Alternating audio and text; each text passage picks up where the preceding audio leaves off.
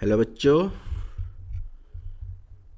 इस video lecture में हम लोग डिस्कशन करेंगे आव्यूह के प्रकार का। ठीक, इसके पहले के 2 वीडियो लेक्चर मैं अपलोड किया हूँ जिसमें इंट्रोडक्शन दिया गया था, अर्थात आव्यूह क्या होता है इसके बारे में हमने वहाँ पे चर्चा किया हुआ है, और उसका जो लिंक है वो मैं डिस्क्रिप्शन में दे दूंगा, आप लोग वहाँ से देख सकते हैं। तो ये जो हमारा 3.3 है एनसीईआरटी का, यही है आव्यूह के प्रकार। तो इसमें हम लोग पढ़ेंगे कि आव्यूह कितने प्रकार की होती है। ठीक, तो कह रहा है कि इस अनुच्छेद में हम विभिन्न प्रकार के आव्यूहों की परिचर्चा करेंगे। यानी जो आव्यूह हैं वो कितने प्रकार के होते हैं, इसी की चर्चा हम लोग इस वीडियो में करने वाले हैं। ओके बच्चों, तो ये जो फर्स्ट नंबर हमारा है वो है स्तंभ आव्यूह। ठीक, जिसको इंग्लिश में आप लोग कहते हो कॉलम मैट्रिक्स। ठीक, यहाँ देखो डिफिनेशन दिया गया है जिसको परिभाषा कहते हैं। कह रहा है कि एक आव्यूह स्तंभ आव्यूह कहलाता है यदि उसमें केवल एक स्तंभ होता है। अब बात को समझिए, स्तंभ का मतलब है जिसमें एक स्तंभ रहेगा। ठीक, पंक्ति कुछ भी हो सकती है, 2, 3, 4, इससे कोई फर्क नहीं पड़ता है। ठीक, बट स्तंभ कितना होना चाहिए? एक होना चाहिए। यहाँ पे एक एग्जाम्पल दे रखा है, ए बराबर, आप देख सकते हैं कि यहाँ एक आव्यूह दिया गया है जिसकी अगर हम बात करें पंक्तियों की, तो पंक्ति की संख्या कितना है बच्चों? 4 है। पंक्ति की संख्या 4 है। अगर हम बात करें स्तंभ की, तो स्तंभ की संख्या कितनी है? 1 है। ठीक है ना। तो यहाँ पे अगर स्तंभ की संख्या 1 आ रही है तो समझ जाओ कि वो स्तंभ आव्यूह है।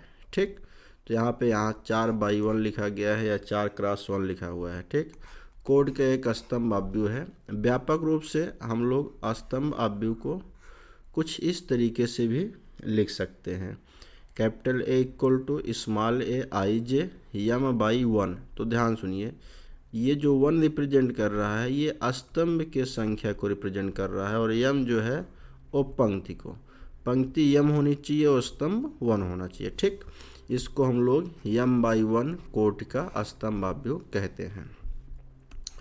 आइए दूसरा नंबर देखते हैं जो कि है पंक्ति आव्यूह। पंक्ति को इंग्लिश में हम लोग रो कहते हैं, रो मैट्रिक्स। ठीक, कह रहा है कि एक आव्यूह पंक्ति आव्यूह कहलाता है यदि उसमें केवल एक पंक्ति होती है। यानी याद रखिएगा, अगर उसमें पंक्ति की संख्या 1 हो, स्तंभ से कोई लेना देना नहीं है, स्तंभ कुछ भी रहे इससे कोई फर्क नहीं पड़ता है, बट पंक्ति जो है वो 1 होनी चाहिए। ठीक है ना।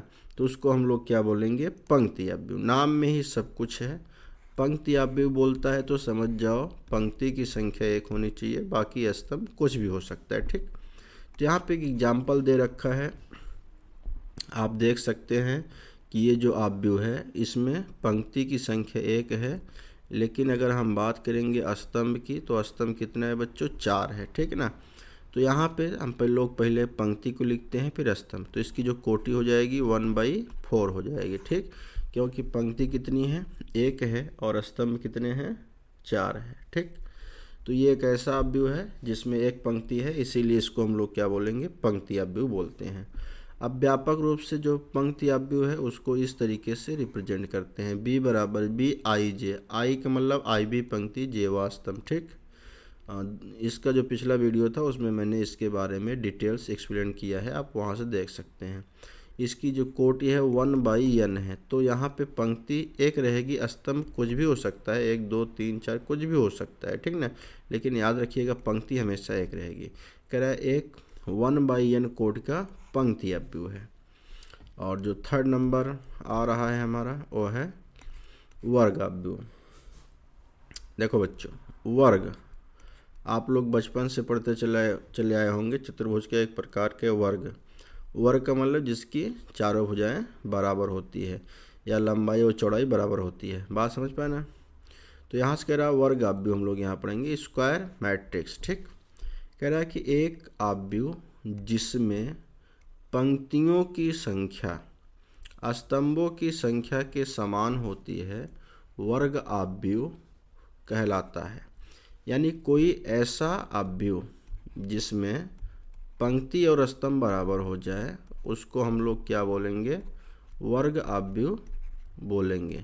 ठीक है ना, यानी कि जितनी पंक्ति हो उतने स्तंभ हो। ठीक, तो उसको हम लोग क्या बोलेंगे, वर्ग आव्यूह बोलेंगे। जैसे अगर हम कुछ एग्जाम्पल की बात करें तो यहाँ पे देखिए हमने एग्जाम्पल ले रखा है 1 बाई 1 है, इसका मतलब पंक्ति भी एक है स्तंभ भी एक है, तो ये क्या है, वर्ग आव्यूह है। यहाँ पे 2 बाई 2 है, यानी पंक्ति भी 2 है स्तंभ भी 2 है, इसीलिए वर्ग आव्यूह है। यहाँ पे ये 3 बाई 3 का है, पंक्ति भी 3 है और स्तंभ भी 3 है। ठीक, जब पंक्ति और स्तंभ की संख्या बराबर हो जाती है तो उसको वर्ग आव्यूह कहते हैं। ठीक, कह रहा है कि यम बाई यन आव्यूह वर्ग आव्यूह कहलाता है यदि यम बराबर यन। ये चीज़ याद रखना बच्चों, वर्ग आव्यूह में क्या होता है, पंक्ति की संख्या और स्तंभ की संख्या क्या होता है, बराबर हो जाता है। ठीक है ना, और इसको जो कोटि है उसको क्या कहेंगे, इसको समझिए। तो यहाँ से कह रहा है कि यन जो है ये कोटि है, कोटि यन का वर्ग आव्यूह कहते हैं। ठीक, यहाँ पे एग्जाम्पल दे रखा है ए बराबर, आप यहाँ से देख सकते हैं कि जो पंक्तियों की संख्या है वो कितना है बच्चों, 3 है। पंक्ति की संख्या 3 है। यहाँ पे अगर हम बात करें कि स्तंभ की, तो यहाँ पे स्तंभ की संख्या भी कितना है, 3 है। तो 3 बाई क्या लिखते हैं, 3, यानी कि 3 बाई 3 का ये क्या है, एक वर्ग आव्यूह है। ठीक है, और व्यापक रूप से हम लोग इसको इस तरीके से लिखते हैं, ये व्यापक रूप में है। कैपिटल ए बराबर small A I J Yama by यम।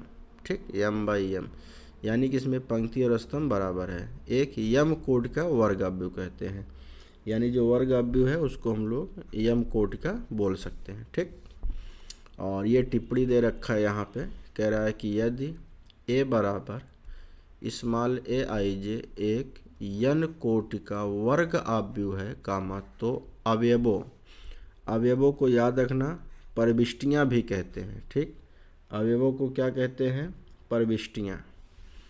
जैसे A11 A22 dash dash dash ANN को आव्यूह ए के विकर्ण के अवयव कहते हैं। अब देखो विकर्ण के अवयव क्या है, जैसे ये आपको दिख रहा है ना, ये जो अवयव हैं ये विकर्ण के अवयव होंगे। ठीक है ना, और ये जो आपको दिख रहा है ऊपर बाईं ऊपर और दाईं नीचे, ये जो आपको विकर्ण दिख रहा है इसको हम लोग मुख्य विकर्ण कहते हैं। ठीक है ना, और इनके जो अवयव हैं उसको विकर्ण के अवयव कहते हैं। तो वही लिखा हुआ है एक ही विकर्ण के अवयव। ठीक, कह रहा एक के विकर्ण के अवयव 1 4 6 हैं। देखिए 1 भी है, 4 भी है, 6 भी है। ठीक है ना, आई होप इतना आप लोग समझ पाए होंगे। तो थोड़ा सा आगे बढ़ते हैं बच्चों, और अगला नंबर जो हमारा है वो विकर्ण आव्यूह है, यानी कि डायगोनल मैट्रिक्स। ठीक, विकर्ण को इंग्लिश में डायगोनल कहते हैं, आव्यूह का सबको पता है मैट्रिक्स कहते हैं। ये एक वचन है, आव्यूह जो है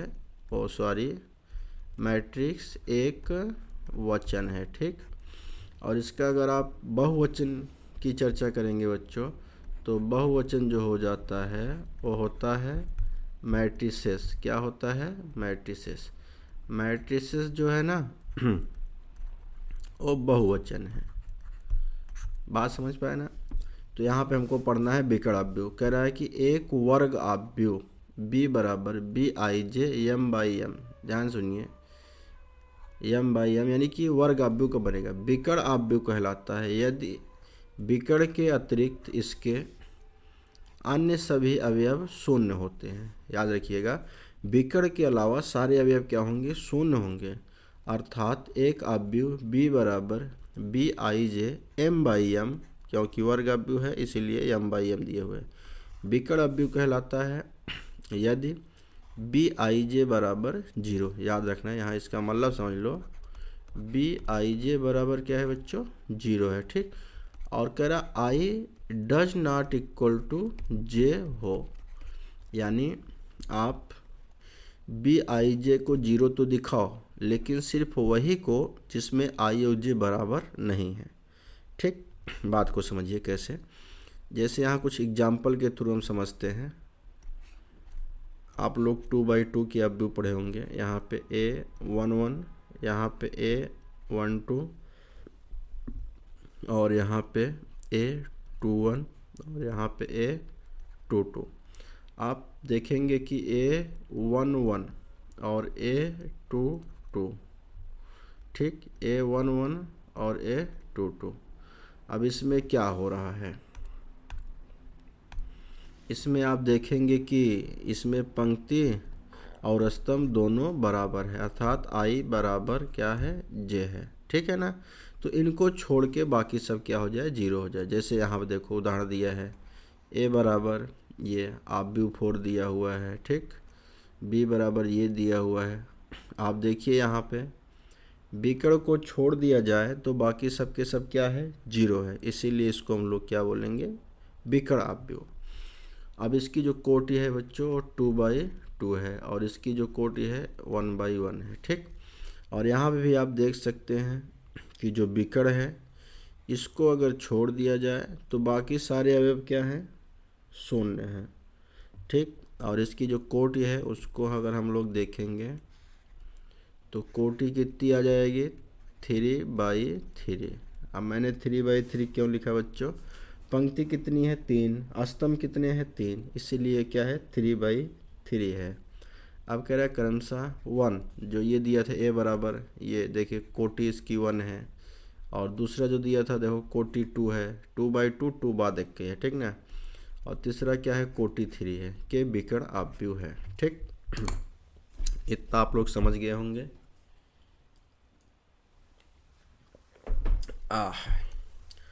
अगला नंबर जो मेरा आने वाला है 5th नंबर बच्चों, ये है जो है अदिश अवयव। अदिश अवयव को हम लोग इंग्लिश में स्केलर मैट्रिक्स कहेंगे। ठीक, तो चलिए समझते हैं कि स्केलर मैट्रिक्स क्या होता है।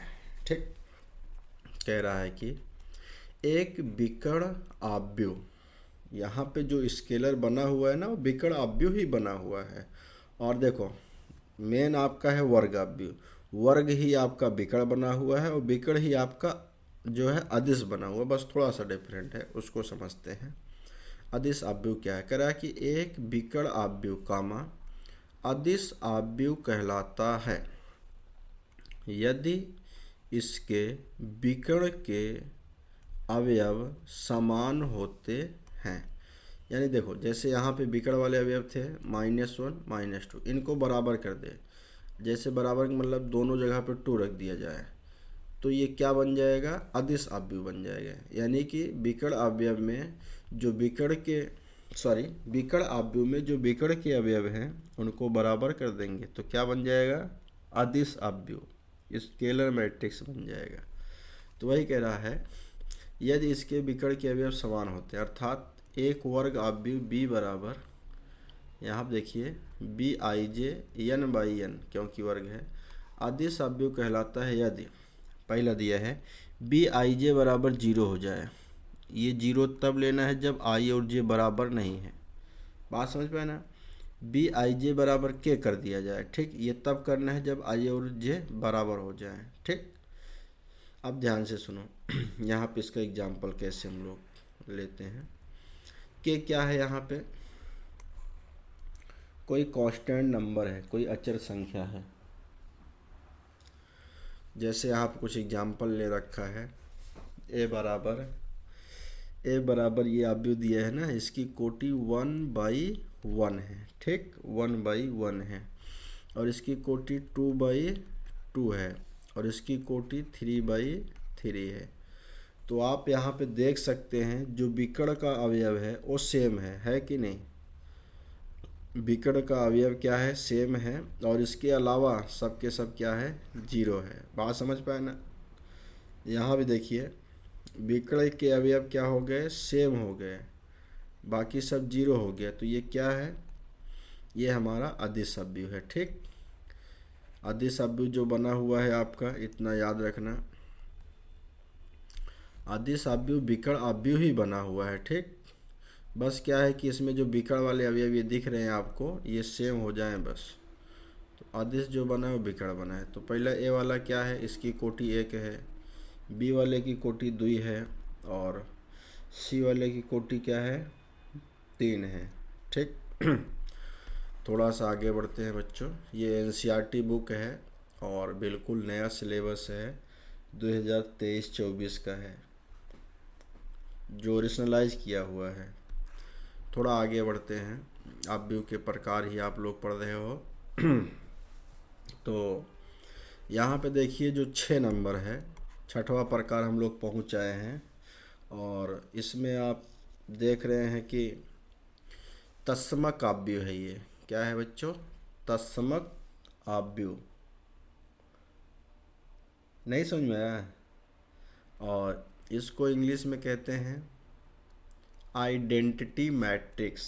क्या कहते हैं बच्चों, आइडेंटिटी मैट्रिक्स। देखिए जो आइडेंटिटी मैट्रिक्स है ये अदिश अव्यव ही आपकी बनेगा। ठीक ना, अदिश अव्यव ही आइडेंटिटी बन जाएगा। बस थोड़ा सा ध्यान देना इसमें। कह रहा है कि एक वर्ग अव्यव, कौन सा अव्यव, वर्ग अव्यव, जिसके विकर्ण के सभी अवयव एक होते हैं। ध्यान से सुनिएगा। ऐसा वर्ग अव्यव जिसके विकर्ण के अवयव क्या हो जाए, 1 के बराबर हो जाए। ठीक, तथा शेष अन्य सभी अवयव शून्य होते हैं। बाकी सारे अवयव क्या हो जाएं, शून्य हो जाएं। ठीक, तत्समक अव्यव कहलाता है। ठीक, दूसरे शब्दों में दिया है बच्चों, वर्ग अव्यव कैपिटल ए बराबर, यहाँ पे देखिए AIJ(n/n) एक तत्समक अव्यव है यदि AIJ बराबर, ये 1 आएगा यदि I बराबर J हो जाए। अर्थात जहाँ पे I बराबर J है वहाँ के I और J, AIJ जो अवयव कितना हो जाए, 1 हो जाए। ठीक, AIJ 0 हो जाए यदि I does not equal to J, यानी जहाँ पे I और J बराबर नहीं है वहाँ पे AIJ क्या हो जाए बच्चों, 0 हो जाए। ठीक है ना। अब इसको समझने के लिए आइए हम एक सिंपल सा प्यारा सा अच्छा सा एग्जाम्पल ले लेते हैं। तो यहाँ पे जो अवयव रहता है ना, A11 रहता है। ठीक, यहाँ पे A12 रहता है, यहाँ पे A21 रहता है, यहाँ पे A22 रहता है। अब देखिए बच्चों, A11 इसका मतलब है यहाँ पे I बराबर J है। ठीक, और आप देखे थे कि I बराबर J में क्या हो जाए, 1 हो जाए। तो यहाँ पे A11 किसके बराबर हो जाएगा, 1 हो जाएगा क्योंकि IJ बराबर है। ठीक, और A12 में क्या हो जाएगा, 0 हो जाएगा क्योंकि I does not equal to पे क्या हो जाए, 0 हो जाए। ठीक है ना। कह रहा है कि हम n कोट के तत्समक अव्यव को IN द्वारा, देखिए कोई भी अव्यव दिया है अगर उसकी कोटि n है तो उसको हम लोग IN द्वारा निरूपित करते हैं। जब संदर्भ से कोटि अस्पष्ट होती है तब इसे हम केवल I से प्रकट करते हैं। यानी जो कोटि है वो अस्पष्ट है तो उसको हम लोग I से रिप्रेजेंट करते हैं। ठीक, यहाँ पे कुछ एग्जाम्पल लिया गया है, उसको समझते हैं। जैसे पहला है बच्चों, ओनली 1 दिया हुआ है। अब देखिए जो विकर्ण का अवयव है वो 1 है। ठीक, बाकी तो दिया नहीं है जिसका मतलब है बाकी 0 है। दूसरा भी देखिए आप, विकर्ण के जो अवयव है वो 1 दिया हुआ है, बाकी सब 0 है। यहाँ पे भी देखिए आप, विकर्ण के अवयव क्या हैं, 1 दिए गए हैं, बाकी सब 0 है। तो ये तीनों, ये वाला भी, ये वाला भी, ये वाला भी, ये तीनों क्या है, तत्समक अव्यव है। और बच्चों पहले की कोटि कितनी है, 1 है। ठीक, 1 बाई 1 बोलते हैं हम लोग, बट ये क्या है कि वर्ग अव्यव है तो 1 अकेले बोल सकते हो। और दूसरे की कोटि 2 है और तीसरे क्या है, 3 है, तत्समक अव्यव है। ठीक, कह रहा ध्यान दीजिए कि के बराबर 1 हो तो एक अदिश अव्यव तत्समक अव्यव होता है। इसके पहले जो हमने कांस्टेंट लिया था, के लिया था, उसके स्थान पे 1 कर दिया जाए तो जाहिर सी बात है तत्समक अव्यव हो जाएगा। कह रहा परंतु प्रत्येक तत्समक अव्यव अस्पष्टता एक अदिश अव्यव होता है। यानी जितने भी तत्समक अव्यय हैं सबके सब क्या होते हैं बच्चों, अदिश होते हैं। ठीक,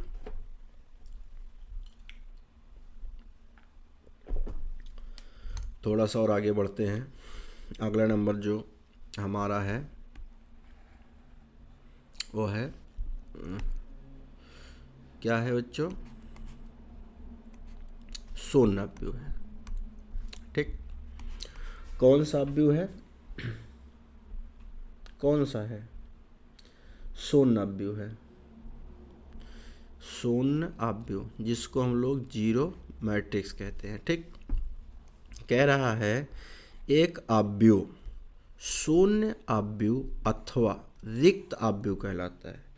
चाहे आप शून्य बोलिए चाहे रिक्त बोलिए, यदि इसके सभी अवयव शून्य होते हैं, यानी कि सारे अवयव शून्य हो जाएंगे, तो उसको हम लोग क्या बोलेंगे, शून्य अव्यय। जैसे एग्जाम्पल दिया है पहला, ये जीरो के लिए दिया है। ठीक, तो ये भी शून्य अव्यय है, बस इसकी कोटि 1 है। ठीक, और दूसरा देखिए 2/2 का दिया हुआ है। ठीक, सारे अवयव शून्य है, इसका मतलब ये शून्य अव्यय है, इसकी कोटि कितनी है, 2 है।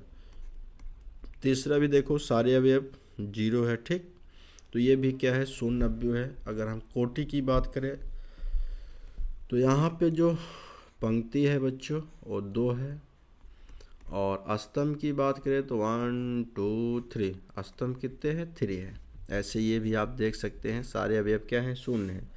सभी के सभी क्या हैं, शून्य अव्यय हैं।